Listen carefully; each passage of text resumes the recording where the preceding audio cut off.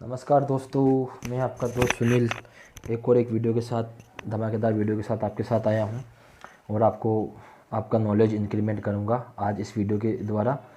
और I hope आप सब अच्छे होंगे और स्टडी कंटिन्यू बनाए रखें दोस्तों, क्योंकि जब तक आप कंटिन्यू स्टडी नहीं रखेंगे जब तक आपको सक्सेस नहीं मिलेगी। क्योंकि सक्सेस उसी का साथ देती है जो मेहनत करता है। मेहनत ही सक्सेस को अपने पास बुला सकती है, इसके अलावा कोई जरिया नहीं है दोस्तों। तो मेहनत और स्टडी दोनों ही आपको रखनी पड़ेगी, चाहे इसके लिए आपको 2 घंटे लेट सोना पड़े, 2 घंटे जल्दी उठना पड़े। थोड़ा सा आपको स्ट्रगल तो करना ही पड़ेगा लाइफ में दोस्तों। नहीं करोगे, अगर आपने अभी ऐशो आराम की ज़िंदगी निकाली दोस्तों, तो ज़माने में फिर आप कुछ नहीं कर पाओगे। और एक टाइम होता है स्टडी का भी, कि स्टडी किसी टाइम पे भी हो सकती है, ऐसा कुछ नहीं है। जब आप मन में ठान लो तो मन के हारे हार है, मन के जीते जीत है, वो वाला है। अगर आपने मन में ठान ली है कि मुझे पढ़ना है और मुझे सक्सेस हर एग्ज़ाम क्लियर करना है, मुझे एक अच्छी जॉब पानी है, तो आप पा सकते हो, चाहे उम्र कोई सी भी हो दोस्तों। लेकिन गवर्नमेंट के अकॉर्डिंग ध्यान रखना थोड़ा उम्र का, क्योंकि गवर्नमेंट ने उम्र एक फ़िक्स कर रखी है, उसके बाद एक एग्ज़ाम ही फाइट नहीं कर पाएगी, नौकरी तो बहुत दूर की बात है। तो उसका थोड़ा ध्यान रखें और अपनी पढ़ाई मजबूती से करें।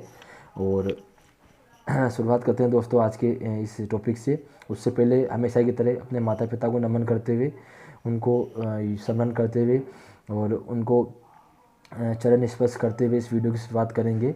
माता पिता वो शख्सियत हैं इस दुनिया के अंदर जिन्होंने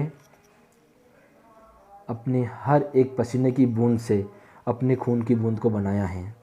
माता पिता ने उनकी हर एक पसीने की बूंद से अपने खून की बूंद को बनाया है।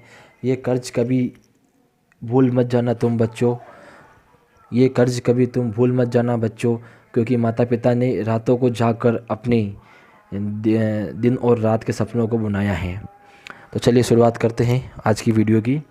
शुरुआत करते हैं दोस्तों। आज का जो टॉपिक है वो नॉर्मली सभी लोगों के लिए हेल्पफुल होगा, चाहे वो स्टूडेंट हो, चाहे वो नर्सिंग स्टाफ हो, या नॉर्मल पीपल हो, चाहे कोई पेशेंट हो, या चाहे पेमेंट लेने वाला कोई भी आम आदमी हो, उसके लिए ये वीडियो बहुत हेल्पफुल रहने वाला है। क्योंकि आज जो पढ़ाने वाला हूँ मैं, वो पढ़ाऊँगा डाइट के बारे में।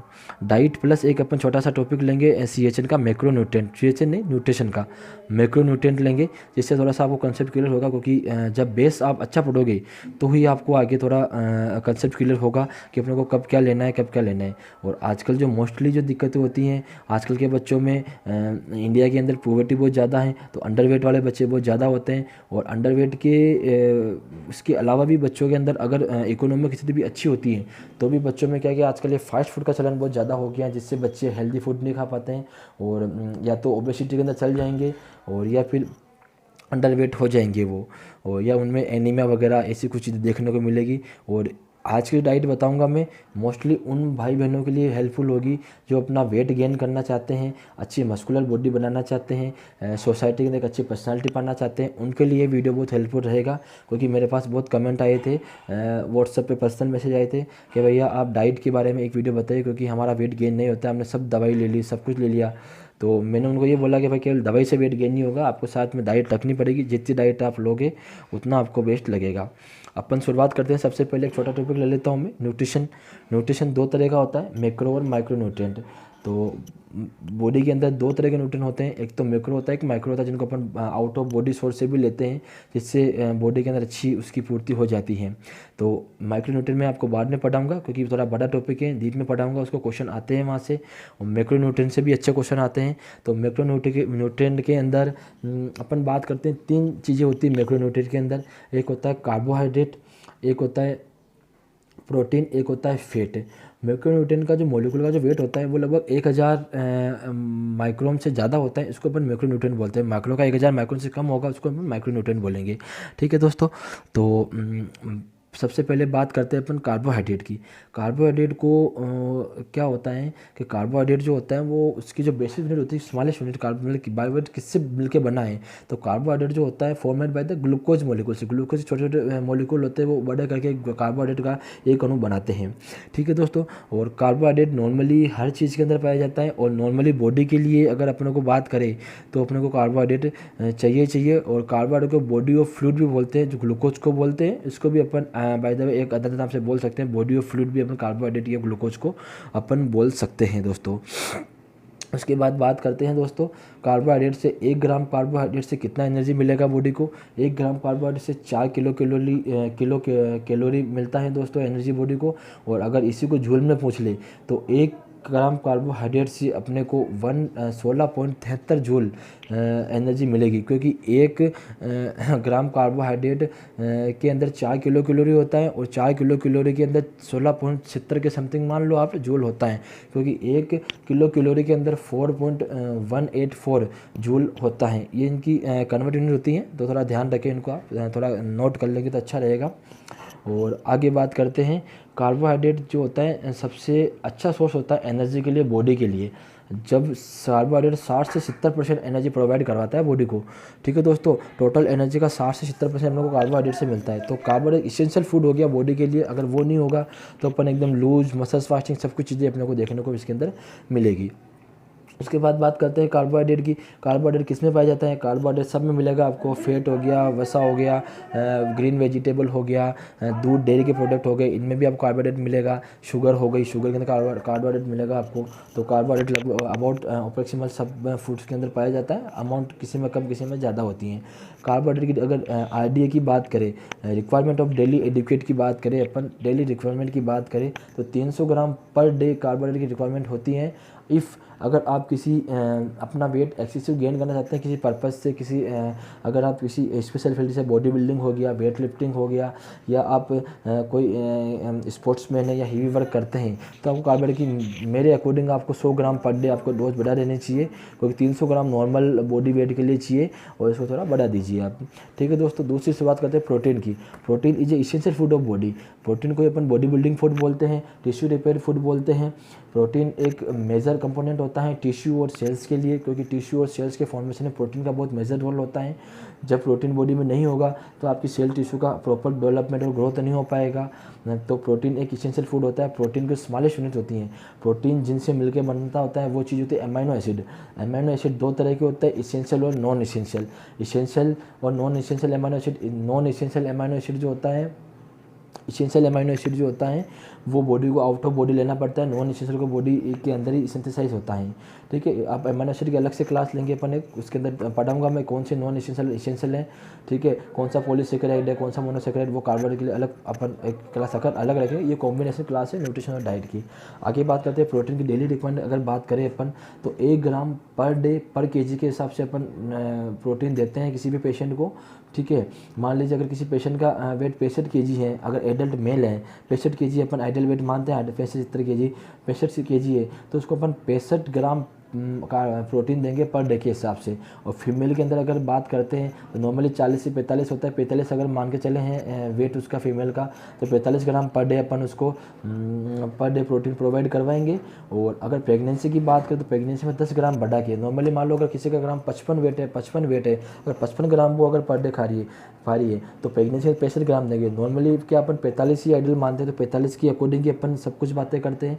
तो 45 केजी के हिसाब से 45 नॉर्मल होता है, 45 ग्राम अपन नॉर्मल प्रोटीन दे रहे हैं उसको।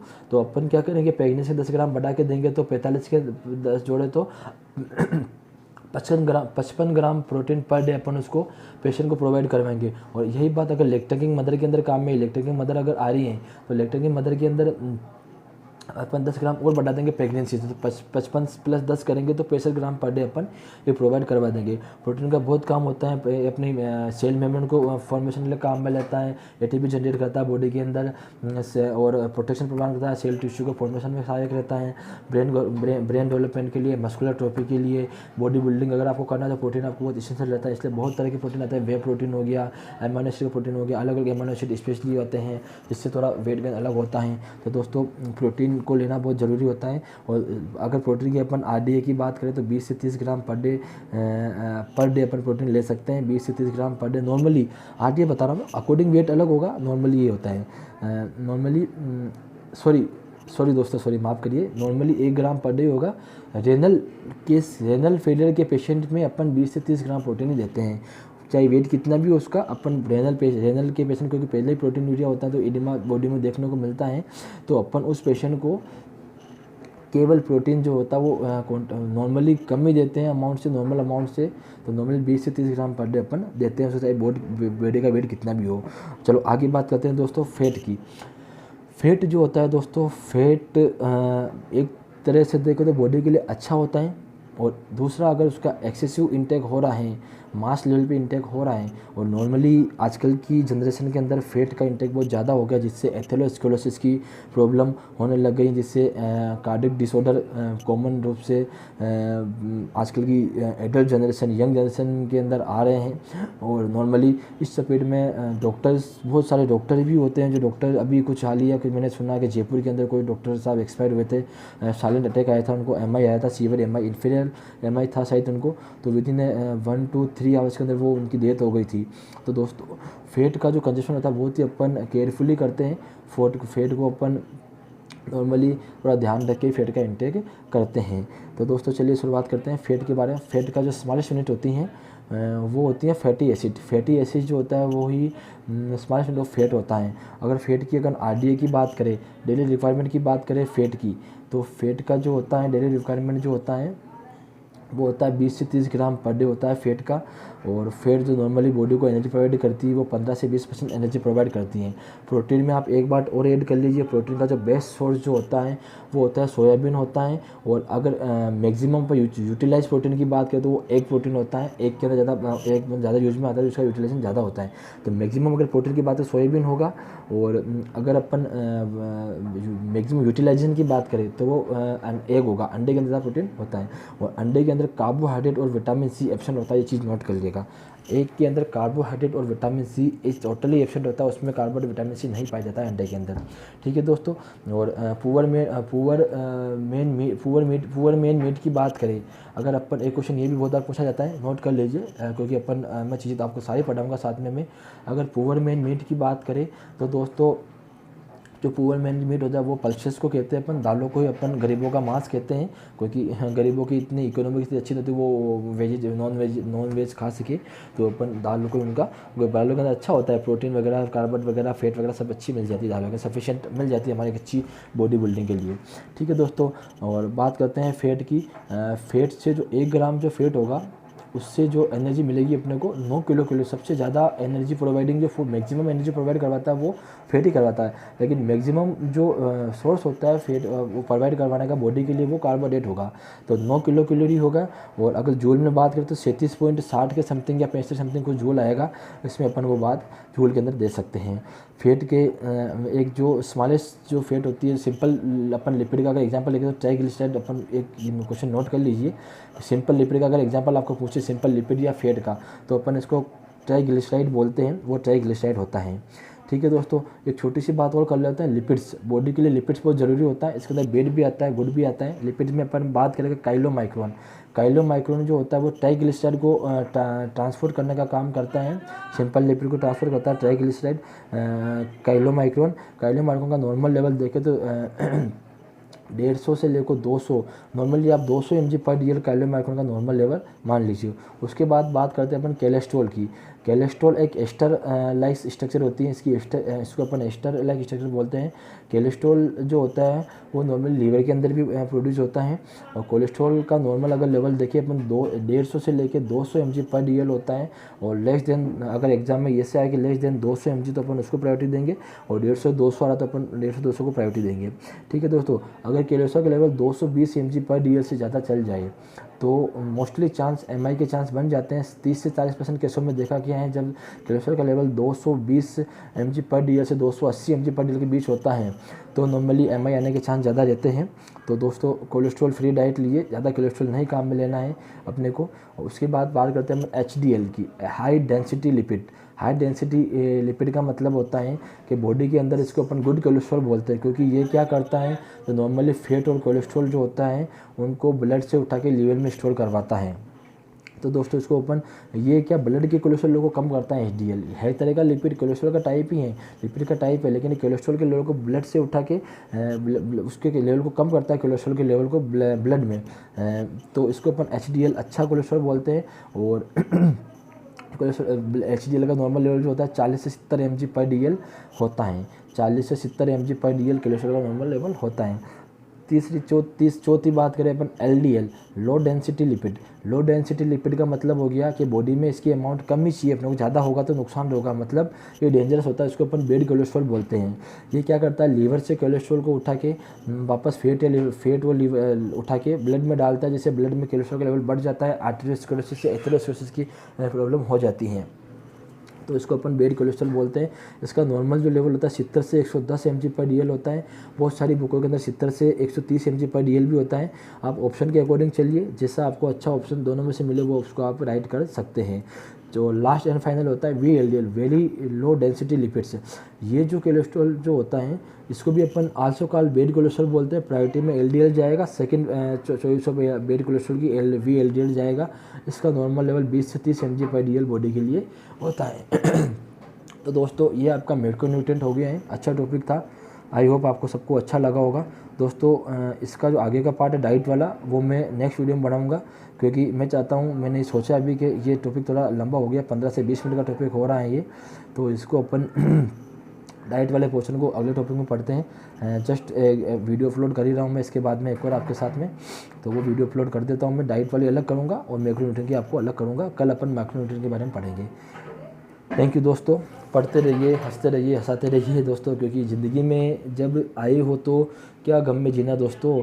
ज़िंदगी आपने मैं तो कहता हूँ जो आपके पास अभी जिस जगह आप बैठे हो, जो आप कर रहे हो वो अभी तक भी कुछ लोगों के लिए सपना ही है। आपने गरीबी देखी कहाँ दोस्तों? गरीबी उनको जाके पूछो जिनको पता नहीं कि आधी रोटी मिलती है वो भी मांगने से, बहुत बार वो भी नहीं मिलती है, सुबह से शाम तक नहीं मिलती है, रात को 2 बजे 1 बजे खाना मिलता है। तो दोस्तों पढ़ते रहिए आप तो, और अपनी लाइफ में एक गोल फिक्स कीजिए।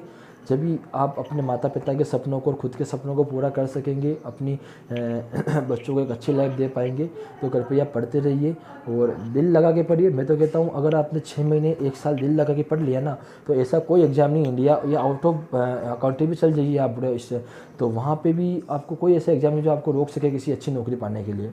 तो कंटिन्यू पढ़िए दोस्तों, क्योंकि जब तक आप पढ़ोगे, जब तक आप कंटिन्यू पढ़ाई करोगे ना दोस्तों, तो नॉर्मली ये चीज़ के मान के चलिए, अगर आप जॉब भी नहीं लग पाए, अगर आप जॉब नहीं लग पाए तो भी आपकी इस जो पढ़ाई जो होती है ना, जो कि मेडिकल साइंस एक ऐसी साइंस है कि नॉर्मली भी अगर आप जनरल लाइफ में भी आपकी बहुत हेल्पफुल रहती हैं। क्योंकि बहुत सारी जगह होती हैं कुछ चीज़ें जहाँ पे अपन मेडिकल लाइन में जाने के बाद आम आदमी वहाँ किसी हॉस्पिटल में गया तो वहाँ उन्होंने क्या बता दिया, क्या हो गया। अब बहुत सारी चीज़ें होती है, मैं सबकी नहीं कह रहा हूँ, लेकिन कुछ जगह होती है जहाँ केवल पैसों के लिए ट्रीटमेंट किया जाता है। पेशेंटों को ये बारे में नहीं सोचा जाता है कि ये क्या पेशेंट की बेनिफिट होगा। अगर ब्लड टेस्ट करवाएंगे तो कमीशन के में सारे ब्लड टेस्ट करवा देंगे वो, या ट्रीटमेंट कर रहे हैं तो अननेसेसरी ट्रीटमेंट दे देंगे पेशेंट को। नेसेसरी ट्रीटमेंट की जो मतलब एक्स्ट्रा ट्रीटमेंट दे देंगे जिससे उनका जो बिल होगा वो बढ़ जाएगा। नॉर्मली मैं नहीं कह रहा हूँ, डॉक्टर तो भगवान का रूप होते हैं दोस्तों। मैं तो कहता हूँ सभी डॉक्टर भगवान का रूप ही हैं, आप उन पर विश्वास करें। लेकिन कुछ चीज़ें अगर आप में नॉलेज होगी ना, अगर कहीं गलत भी हो रहा होगा तो आप उसके खिलाफ आवाज़ उठा पाएंगे। तो इसलिए आप पढ़ते रहिए दोस्तों। आप मान लीजिए अगर नौकरी लग जाते हैं और लगोगे नौकरी, तो ऐसी कोई बात नहीं। अगर आप दिल लगा के मन लगा के पढ़ाई करोगे तो डेफिनेटली आप जॉब पे जाओगे और अपने माता पिता के हर सपने को पूरा करोगे। तो दोस्तों बस यही कहना चाहूँगा, पढ़ो, जी लगा के पढ़ो, दिल लगा के पढ़ो। अगर आपके सपनों को साकार करना तो रातों की नींद आपको उड़ानी पड़ेगी दोस्तों। 2 घंटा लेट सो, 2 घंटा जल्दी उठो दोस्तों। ये नियम अगर आपने फॉलो किया तो दोस्तों डेफिनेटली आपको सक्सेस होने से कोई नहीं रोक सकता है। थैंक यू वेरी मच दोस्तों। आज का ये वीडियो यहीं समाप्त करता हूँ मैं। अभी जस्ट कुछ देर बाद में मैं डाइट का जो वीडियो है, जो जैसा मैंने स्टेटस लगाया था, डाइट वाला वीडियो में भी अपलोड कर रहा हूँ थोड़ी देर में, जैसे मैं फ्री होता हूँ कुछ काम से। फिर आपके लिए डाइट का जो नॉर्मल बॉडी बिल्डिंग के लिए जो डाइट होती है वो मैं आपको शेयर करने वाला हूँ। थैंक यू वेरी मच दोस्तों। बाय दोस्तों।